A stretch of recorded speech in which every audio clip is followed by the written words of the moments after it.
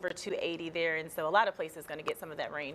Yeah, it just feels like a broken record at this point. We've had just repeated rounds of rain, and so a very saturated ground, which means any additional rain that we've had so far today is going to lead to a lot of that runoff and localized flooding. So here's the latest flood watch that's in effect until 1 a.m. tonight, mainly from Pickens over to Tuscaloosa, Birmingham, back up into, say, Blount County, St. Clair, or actually St. Clair back over to Calhoun County, points southward, so mainly along and south of Interstate 20. And this is for an additional 1 to 2, maybe even 3 or 4 inches of rain. I would say most of us have already seen the heaviest of this rain push through, but still going to be watching those creeks and streams and certainly looking out for some urban flooding. So if you're going to be running any errands throughout this afternoon or even running into some of those locally flood spots as we go into this evening, just remember that it only takes about a foot of water to float your SUV or your car. For a larger vehicle, about 1.5 feet for that to even just stall out and lose control. So please be wise, be smart, turn around, don't drown if you happen to run into some of these flood waters later on today. This big stationary front draped across the southern tier of the United States is the reason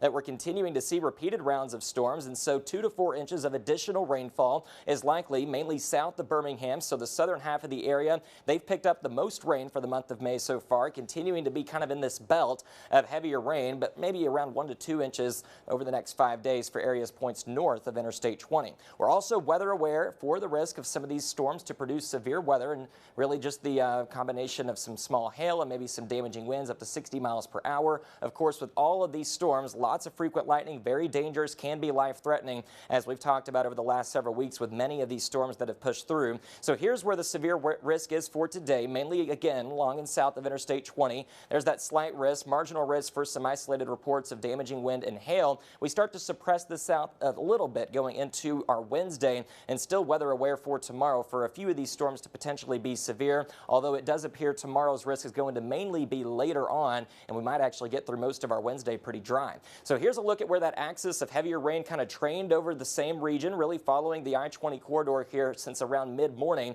now starting to form into more of just a straight line wind event with some heavier storms working through Talladega County, Coosa County, points south, just west of Alex City. So starting to taper off to a lighter, steadier rain for Birmingham, points west into West Alabama. Starting to even see a few breaks in the rain from Brent back over to Moundville, Tuscaloosa. Temperatures in the upper 60s, lower 70s. We do have a couple of flood advisories in effect for the Birmingham Metro here. This one covering portions of Hueytown and Bessemer until 12:45, but a bigger one here covering downtown back over to Trussville, Leeds, Iverness, the Summit, and Hoover area until 2:45, meaning that up until around 3 o'clock or so, we could still be looking at some flooded roadways. Now, here's where those stronger storms are working through Talladega County, about to push over into Clay County.